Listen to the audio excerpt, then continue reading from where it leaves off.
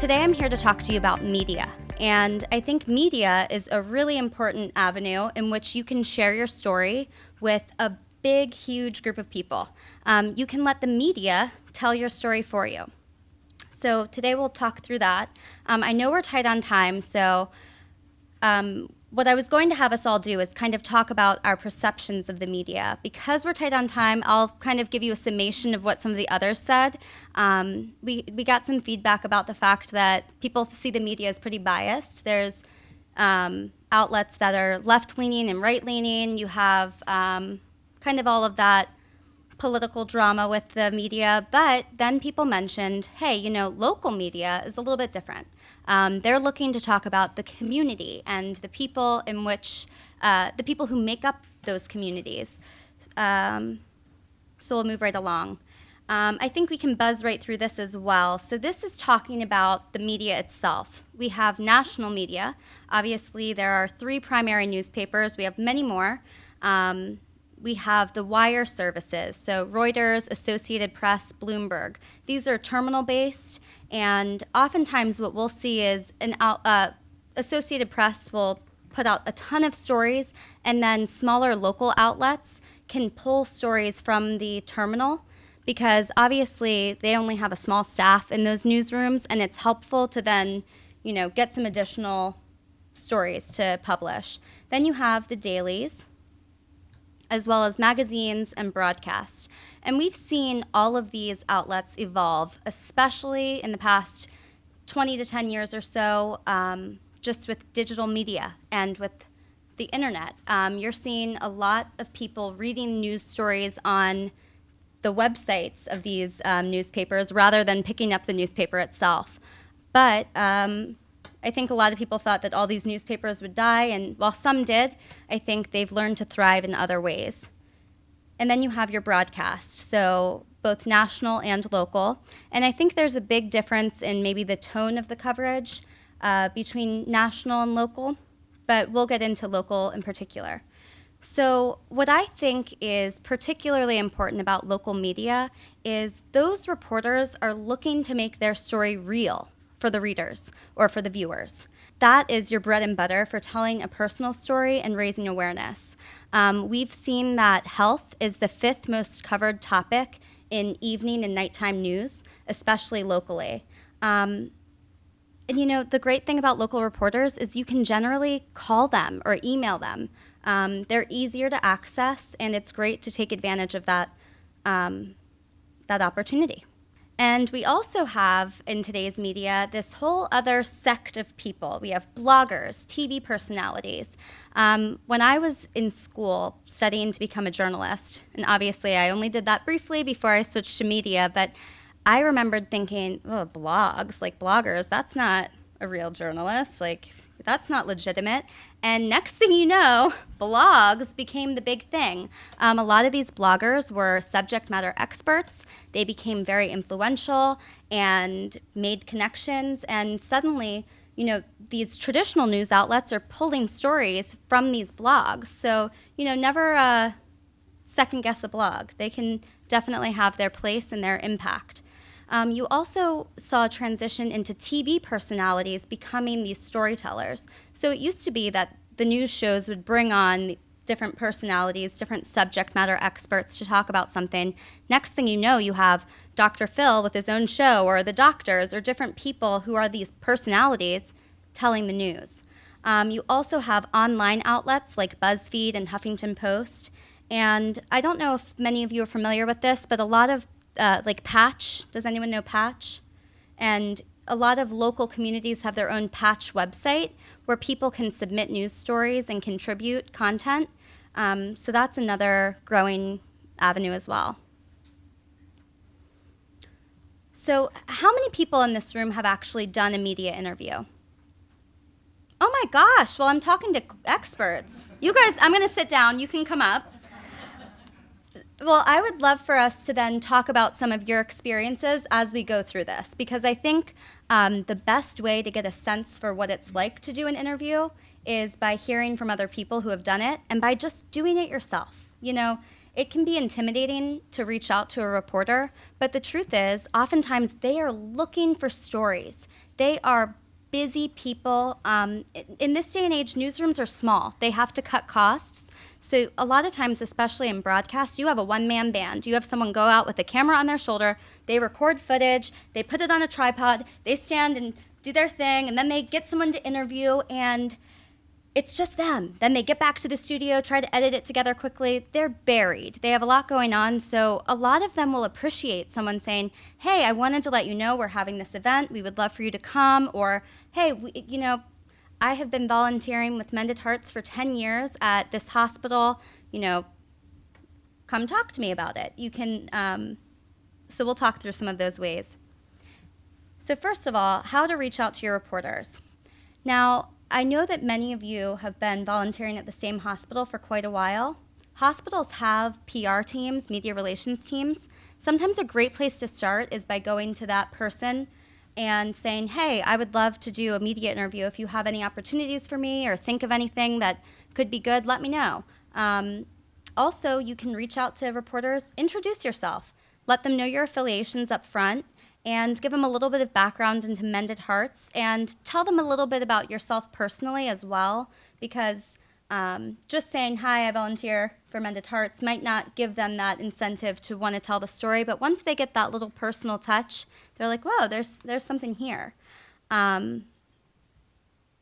So I always recommend, especially to spokespeople, that you should have a little bit of information about your reporter. It's just good to do a quick background check, read about them, see what they've written on, read some of their stories. It's always helpful to go into your interview knowing a little bit about your reporter, just for your own confidence and peace of mind.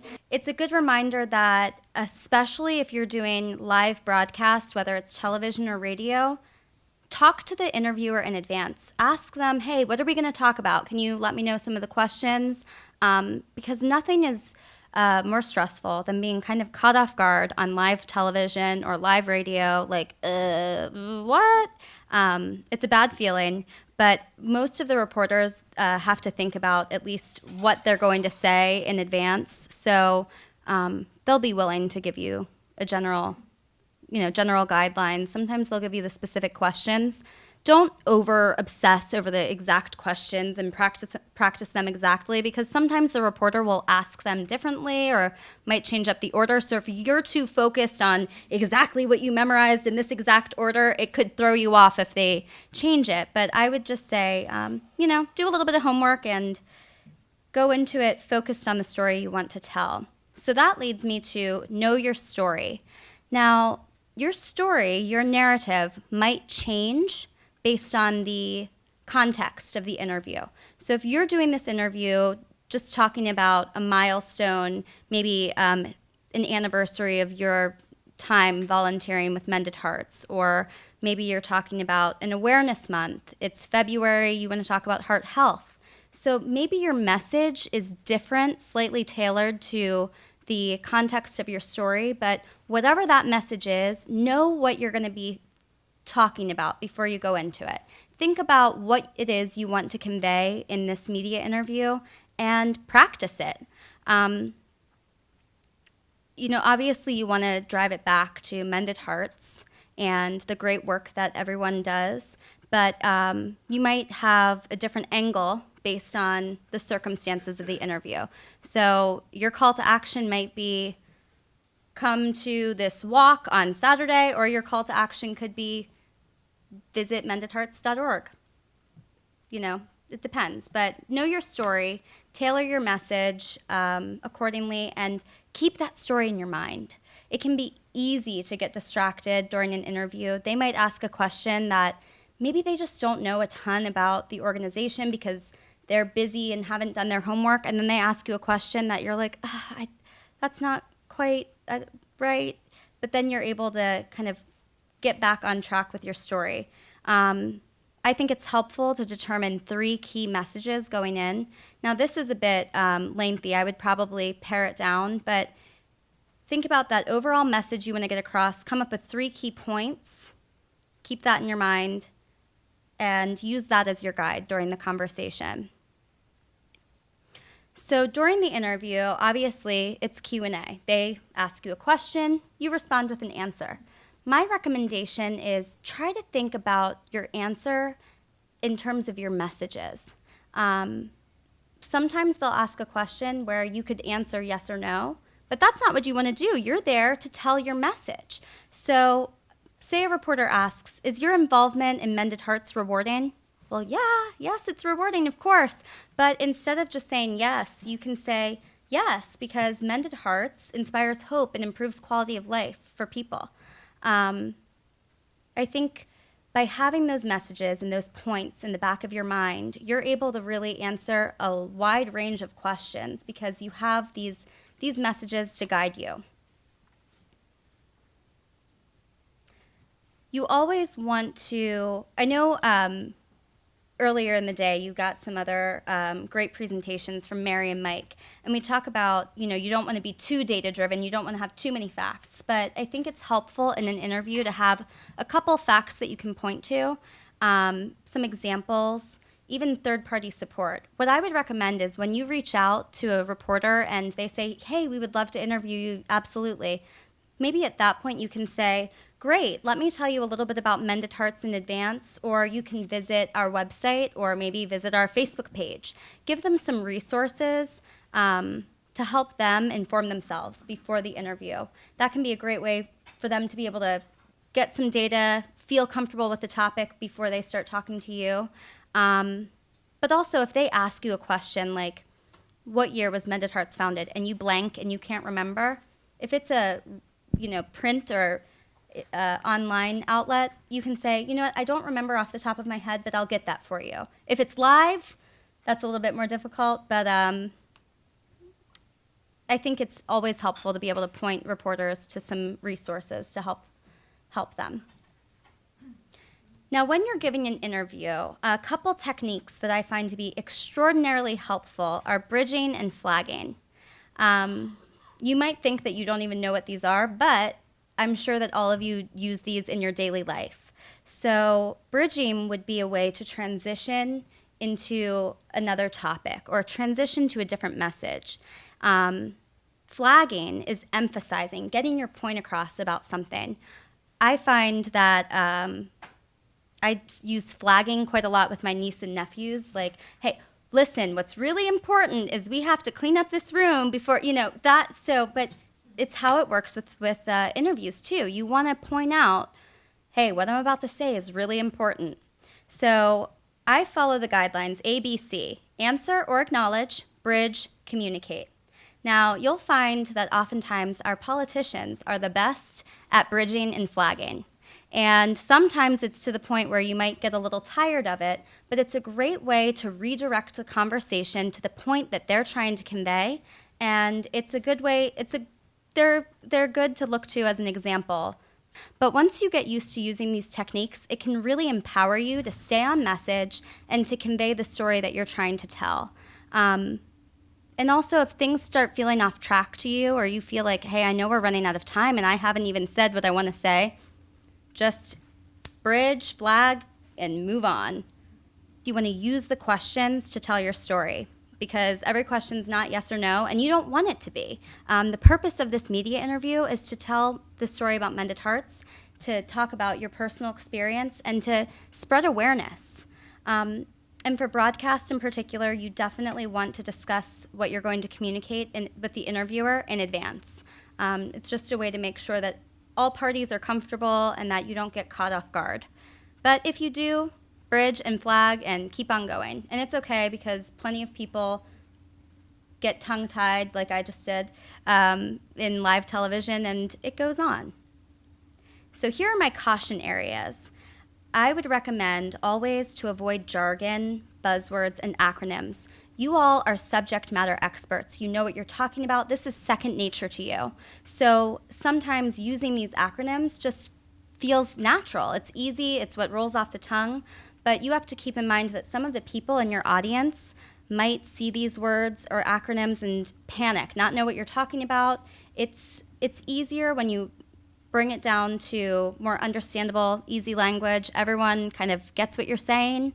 I know it's hard for me with the acronyms because sometimes you're just so used to talking in shorthand, But even something like saying heart disease instead of cardiovascular disease can help, because you're trying to show that you're a real person and this is the story you have to tell. Don't speculate. If you don't know, that's okay. You can always say to a reporter in a non-live interview, hey, I don't know that off the top of my head, but I would love to get back to you with that. Let me follow up. Don't repeat negative language. Some reporters use the don't, can't, shouldn't, won't. Don't repeat that. You keep your story positive. We have a great, happy, positive, empowering story to tell. Keep it that way. And if you disagree with what a reporter says, say so. You're allowed to disagree, because sometimes reporters will come to you with a, wouldn't you agree that blah, blah, blah, blah, blah. And maybe you don't, and that's okay. So in that case, just say so and get back on message. Tell what you want them to hear. So one of the things that I always point out is body language. If you're on television, body language is definitely important. I think we've all seen the person that looks like really rigid and so nervous and wide-eyed and terrified, and then you also see the person that's slouching, and that just makes you look like you don't care. So you want to make sure that you're looking engaged, you're sitting up, but not too rigid, and be careful with your hand gestures. I'm Italian, so I'm always waving my hands and gesturing. And when I was in college, they told me, Anna, careful with your hands, like you're gesturing too much. And then the next time I was on camera, I looked like a robot. I was so unnatural and so uncomfortable. So don't think too much about it. I'm sure whatever gestures you use normally will be fine, as long as you're not too over the top, like me hitting the microphone. But I think, deep breath, relax, and just be yourself. A couple other reminders. If you're going to be on television, be mindful of your clothing.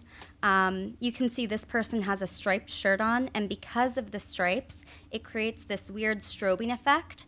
When I was a sports reporter, I used to interview Joe Paterno quite often, and he knew what he should wear on camera, but I think he couldn't be bothered to change his tie if it was crazy. So there were days that he would have like a houndstooth sports coat on, and it would look crazy on TV, and I think it gave all of us a laugh. But think about just wearing maybe simple patterns, and definitely dress professionally. I know earlier in the day someone mentioned, hey, a lot of us have Mended Hearts shirts. Why not just put on your Mended Hearts shirt? That works.